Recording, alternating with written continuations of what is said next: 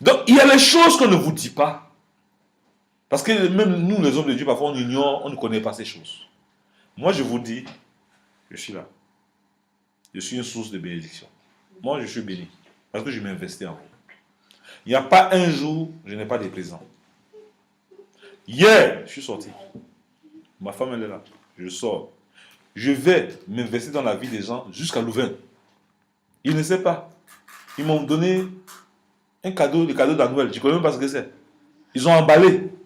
Quand je suis venu avec, j'ai dit, on m'a dit de mettre ça sous l'arbre de Noël. Ils m'ont donné aussi les dons en nature. Je me suis dit, mais Dieu, pourquoi les gens me donnent les dons en nature? Dieu me dit, non, je ne veux pas que tu te soucies de ces choses-là. Je veux que tu te soucies de mes enfants. Je vais m'occuper de toi. Tellement j'ai compris ça avec Dieu, je m'investis dans vos vies, dans la vie des gens qui me donnent sur Internet. Je prie pour eux. Et Dieu fait des merveilles. Et Dieu s'occupe de moi. Je n'attends pas ça. Vous allez voir que ce que je demande à Dieu va me donner. J'ai demandé une poche Cayenne à Dieu. Et vous allez venir matin ici, je vais vous montrer ça là-bas là. Je ne cours pas après ces choses-là. Mais j'ai compris plus en m'investissant dans votre vie, dans la vie des gens, pour qu'ils connaissent leur Créateur, qu'ils connaissent la puissance de Dieu. C'est comme ça que ma bénédiction va sortir. Si tu restes que tu n'es pas béni, que tu n'es pas marié, c'est que tu n'es pas en train de t'investir où Dieu veut que tu t'investisses. Et notre grand investissement, c'est marcher dans les fruits de l'esprit. Personne n'est responsable de ton échec. Si tu commences à envier des autres, ça veut dire que tu n'as pas le contrôle de quoi? La maîtrise de soi. Parce que ce que Dieu fait à l'autre personne, il peut faire dans ta vie. Tu n'as pas besoin de jalouser ton frère ou bien ta soeur. Je n'ai pas besoin de jalouser Guylaine. Elle est bénie, elle va continuer à te bénir. Les esprits de dette, tout ça qui était dans sa vie, ça va s'arrêter. Si dans ta vie, tu ne regardes pas Dieu, tu vas continuer dans ta vie jusqu'à te détruire. Mais Dieu ne voudrait pas que ça te détruise. Il veut que tu stoppes cela. Et la responsabilité de la personne pour stopper, c'est toi-même. Si tu ne prends pas la décision de dire assez, c'est ton problème. Si tu n'es pas fatigué de vivre dans le célibat, c'est ton problème. Dieu voudrait que tu t'approches de lui avec assurance. Et quand tu t'approches devant l'homme de Dieu, tu dis, qu'est-ce que je dois faire pour stopper ces plaies dans ma vie? Si tu ne demandes pas, ça veut dire que toi-même tu te suffis. Si tu te suffis, tu es responsable de ce qui t'arrive. Nous avons besoin des uns des autres. Nous devons nous soutenir mutuellement. Les épreuves doivent venir. Le diable peut utiliser ta soeur pour te frustrer. Mais ce n'est pas ta soeur qui te frustre, c'est le diable qui utilise ta soeur pour te frustrer. Ou bien ton frère. Donc quand tu vois ton frère ou bien ta soeur en train de te frustrer, il y a un esprit malin qui veut utiliser ma soeur, tu es vaincu. Ma soeur condamnée à être bénie, j'ai anéanti cet esprit dans sa vie. Et je la ramène à la présence du Seigneur. Je vaux sa vie le fruit de l'esprit de Galatiens, verset 22. Vous allez voir que les gens ne sont plus votre problème, mais c'est le diable qui est votre problème.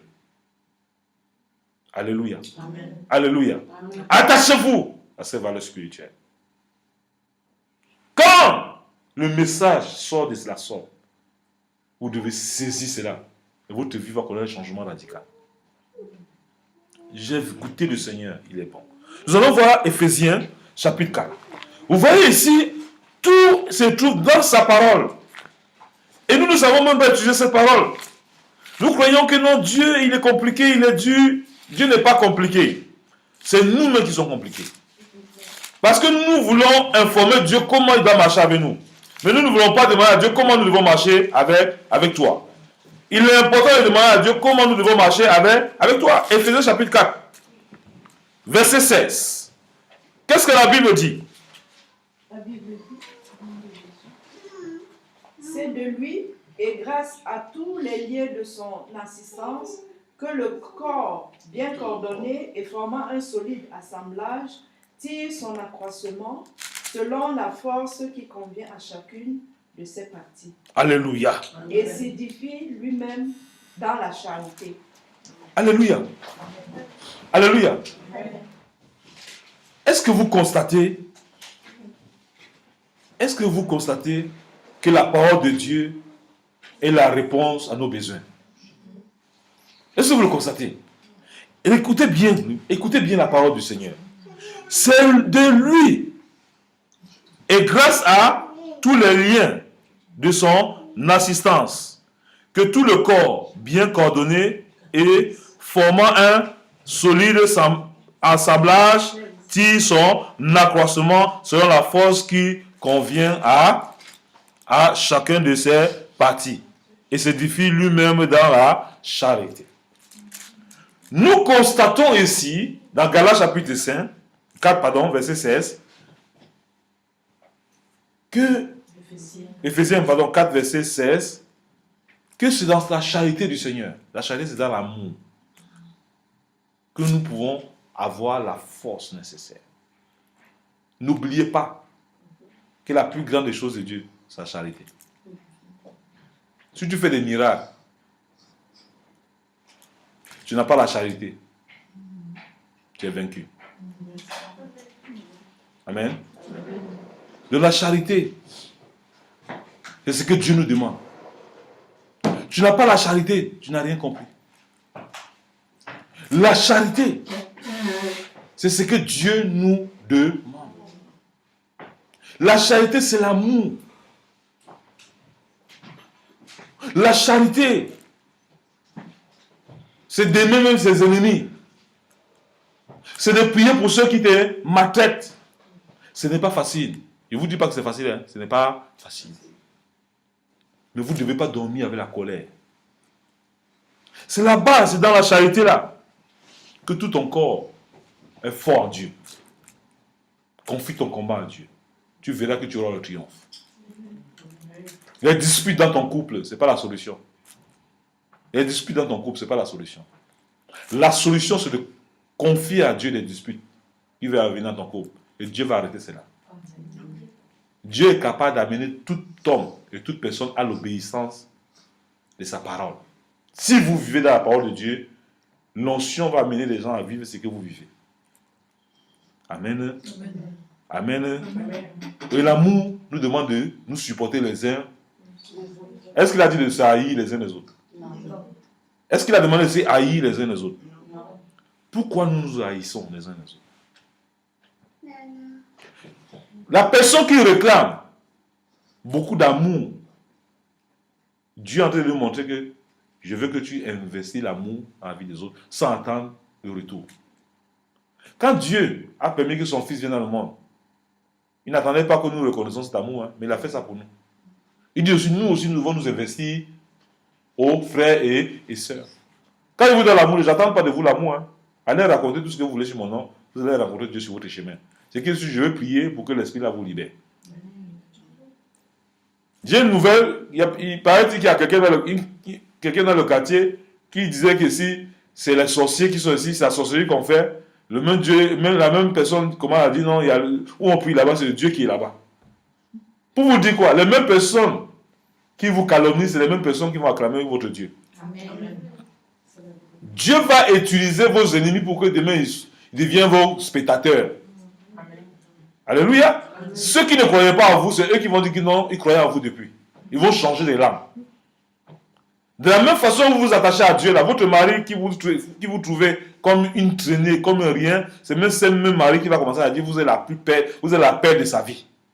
Dieu va tourner sa langue en votre bénédiction. Amen. La même personne qui ne voyait pas de valeur en vous, c'est cette personne qui a commencé à voir les valeurs en vous. Je témoigne ma propre vie. Dans ma famille, personne ne croyait en moi. On ne voyait rien de bon en moi.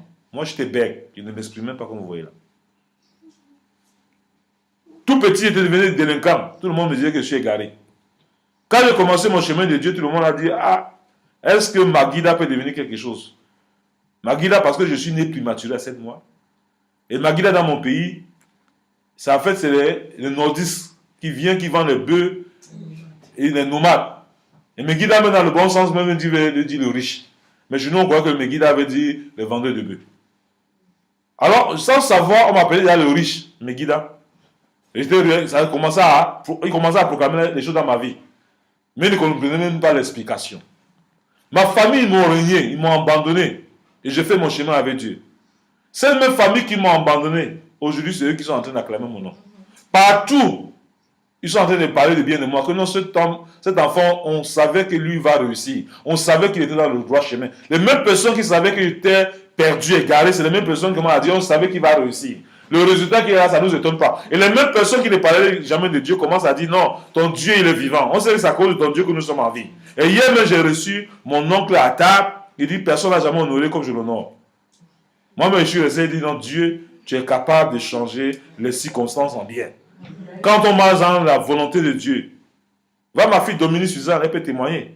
Les mêmes personnes qui prenaient mon nom pour mettre au carrefour, que le perdu, de rien en bon, commence à dire non, nous croyons en toi pour devenir quelque chose. Donc ma vie pour eux est devenue une source de bénédiction pour eux. Ils se disent que non, c'est derrière moi qui va te bénir. Alléluia. Pour vous dire que même dans votre famille, les décisions qu'on prenait sans vous, on va commencer à vous consulter avant de prendre les décisions, même pour atterrir un mort. Je vous le dis, Dieu va changer votre statut. Dis à ta soeur, Dieu va changer mon statut. Surtout que je marche dans le fruit de l'esprit. Alors, si tu marches dans le fruit de l'esprit, Dieu va changer ton statut. Amen.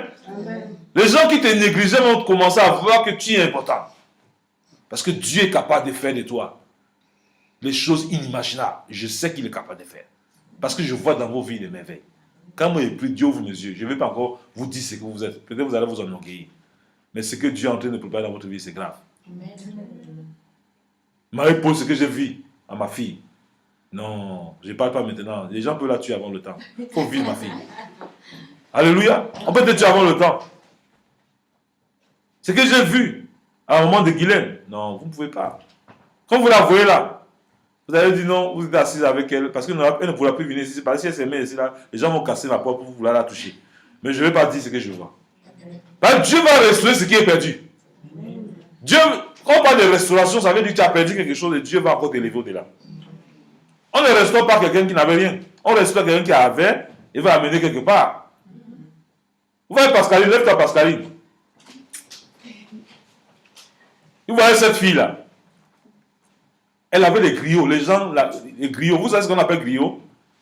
Quand elle allait quelque part, les gens parlaient de bien, toujours en elle, on disait, parce que quoi? Et comme tu as dit, comme tu donnes, et que tu es fier, tu t'enorgueillis, je retire d'abord. Et les mêmes personnes qui donnaient, c'est les mêmes personnes qui se sont mis au carrefour. Dieu m'a montré. Pour dire, oh, est-ce qu'elle donnait? Elle-même, elle a subi tout. Et Dieu a dit, la gloire que tu as connue là, je vais te faire vivre dans les cartons. Mais où Dieu m'a montré où elle est, je vous dis, mais je n'aime pas dire les choses que je vois vite. C'est comme ça. Je fais comme Dieu. Je vous prépare d'abord, pour que ça ne vous étonne pas. Où elle est là, les mêmes personnes, les griots là, quand ils vont la voir mais seulement une fois par année, ils sont heureuses. Parce que la dimension va entrer là. Ma fille va seulement m'appeler au téléphone parce qu'on ne pourra plus se voir. Amen. Donc, je vous dis, assieds-toi ma fille. Vous savez quoi? Vous savez quoi? C'est une conseil vestimentaire. Elle va retourner les stylistes qui se mettent nus pour la gloire en les habillant et les gens vont voir la gloire du Seigneur. Ce que Dieu m'a montré pour eux, c'est grave. Donc, Dieu va le faire. Mais pas ton temps, mais à son temps. Chacun de vous, Dominique, Dieu m'a parlé de toi. Guylaine, Dieu m'a parlé de toi. Je ne veux pas vous dire vite avant que vous n'avez guérissez. Je vous donne les arguments pour que vous vous enracinez. Je vous donne d'abord Galate. Prenez ça. Qui de vous n'a pas un témoin depuis qu'il vient ici? La personne qui n'a pas un témoin lève sa main. Qui n'a pas un témoin véritable lève sa main. Depuis qu'il prie dans cette église. Mais ce que Dieu veut faire dans vos vies, si je vous dis là, vous allez vous enorgueillir, le diable va vous tuer. Là, vous allez prendre les âmes du diable. Parce que vous n'avez pas les âmes de Dieu. Je vous dis, prenez les âmes de Dieu. Guylaine, où elle est là? Je lui dis, quand il parlait au départ, elle me voyait comme un fantôme. J'ai dit, Dieu va te restaurer. Premier jour, j'ai dit, Dieu va te restaurer. Elle se dit comment? On m'a jamais dit ça. Elle dit, Dieu va te restaurer. Elle commence à voir un peu. Mais je ne vais pas dire où elle va arriver. Parce que je vous aime. Quand tu aimes quelqu'un, tu protèges. Je ne veux pas vous perdre. Ceux qui n'ont pas la crainte de Dieu vont se perdre parce qu'ils vont dire, ah! L'orgueil, les ailes de l'orgueil vont vous empêcher de vous humilier comme parce que Dieu vous enseigne. Mais Dieu ne veut pas que vous soyez à ce niveau. Dieu vous met à ce niveau pour que vous puissiez sponsoriser dans son œuvre. Et Dieu veut voir, est-ce que vous êtes capable de sponsoriser dans son œuvre avec le peu que vous avez. Il veut vous tester. Et vous-même, vous commencez à empêcher Dieu de faire dans les petits tests qu'il vous donne. Si les gens ont les oreilles ce matin, qu'ils entendent ce que l'Esprit vous dit. Je vous ai dit tantôt, avant de commencer, j'espère que vous allez me saluer après. Là, je dis ce que vous êtes. Amen. Amen. Vous prenez les âmes du diable. Les âmes du diable, c'est quoi? Elles te chichent. Vous bloquez. Dieu dit donne. Tu dis non, je ne donne pas. Vous retenez. Je vais vous donner l'histoire de Mr. John. Mr. John, c'est un Américain, un milliardaire. Et sa femme aimait aller à l'église. Alors, sa femme allait à l'église, elle suivait tous les pasteurs, des voleurs, tout ça. Là, tu vas à l'église, fais quoi? Moi, je suis riche, tout ça. Sa femme disait toujours, c'est Dieu qui te donne la richesse. Elle dit, oh Dieu, je ne connais pas. Je ne connais pas Dieu. Elle dit, ah bon, hein? Ok, c'est pas grave. Ce qui est sûr, c'est Dieu qui m'a créé, m'a donné le souffle de vie, je m'en vais à l'église. Pendant qu'elle était à l'église, Mr. John, comme il est milliardaire, là, son bateau privé. Il prend son bateau privé. Le dimanche, le premier jour de la semaine. Au lieu d'adorer Dieu, il commence à adorer la créature de Dieu. C'est Dieu qui a créé la mer. Et de respecter celui qui a créé la mer, il s'en fout de lui. Il commence à profiter de la nature du Créateur.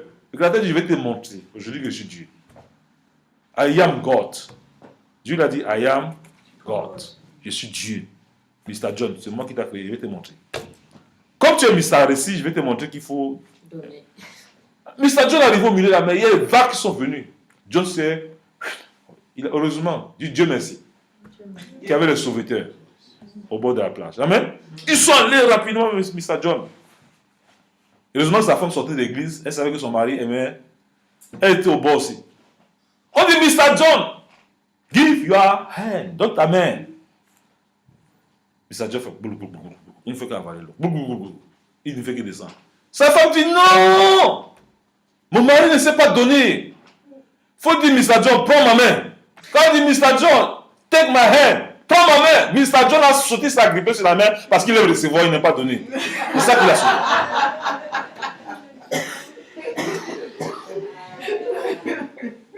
Dieu, heureusement que sa femme le connaissait. S'il était mort.